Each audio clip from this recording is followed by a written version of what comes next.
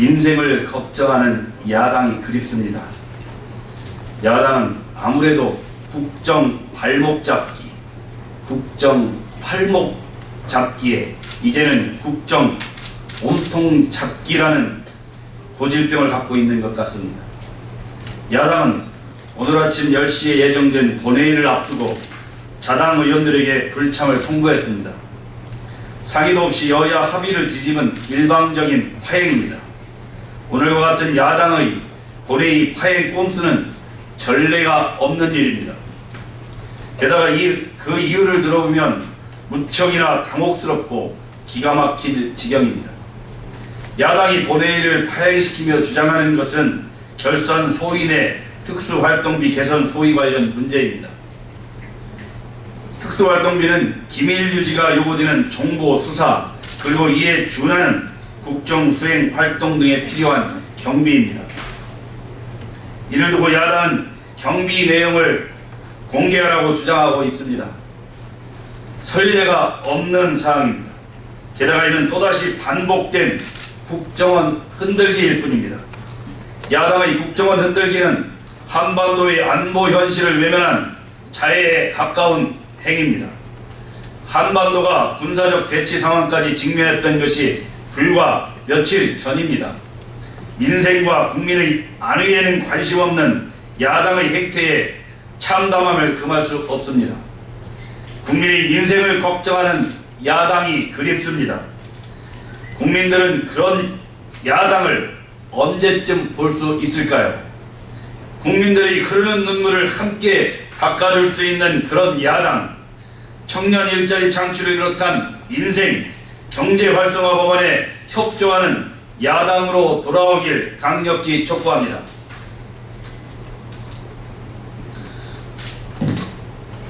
새정치민주연합 소속 당직자들이 연일 경거망동 언행으로 국민들의 눈살을 찌푸리게 하고 있습니다. 새정치민주연합 부대변인이 김정은을 존경한다는 글을 SNS에 올려 사회적 물의를 빚은 데 이어 국회 예산결산특별위원회에서 새정치민주연합의 간사를 맡고 있는 안민석 의원이 부안 군수에게 노래를 하면 100억 원 예산을 내려주겠다는 발언을 해 파문이 일고 있습니다. 더욱이 안 의원이 술자리에서 국가 예산을 쥐고 흔들며 소위 갑질을 벌였던 날은 남북한 긴장이 최고조에 달한 22일이었습니다. 일촉즉발의 위기 상황에서 정부와 군인, 국민 모두가 언제 터질지 모르는 북한의 도발에 촉각을 곤두세우고 있었던 상황에서 그런 부적절한 행위를 저지른 것입니다. 국가 예산은 안 의원의 쌈짓돈이 아닙니다. 국민의 피와 땀이 있던 혈세를 바탕으로 한 신성한 것입니다. 더군다나 안 의원은 제1야당의 예결위 간사입니다. 정부가 국가 예산을 알맞은 곳에 적절히 배분했는지 용도에 맞게 제대로 사용을 했는지를 감시해야 하는 막중한 자리입니다.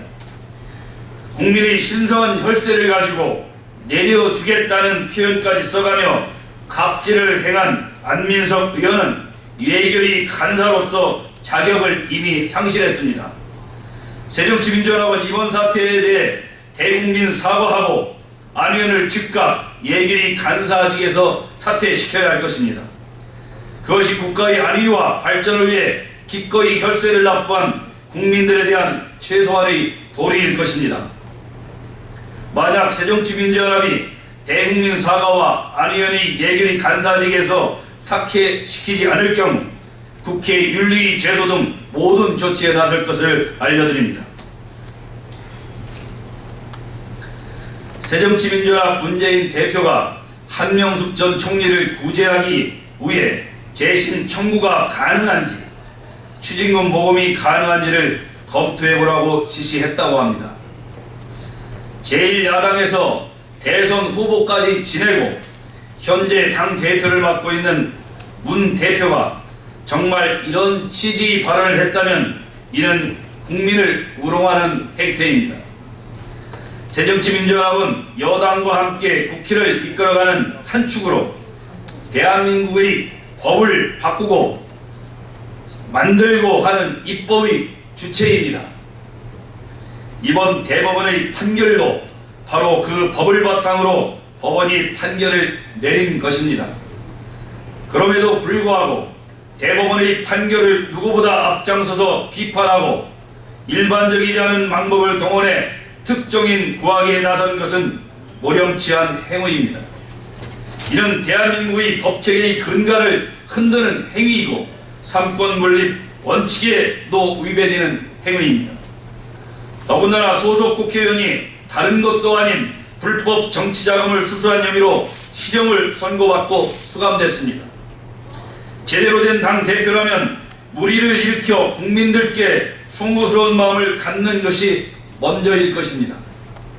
국민들께 사죄하기는커녕 사법부를 비판하며 사법 정의를 운운하는 모습은 국민들 보기에 민망스럽기까지 합니다.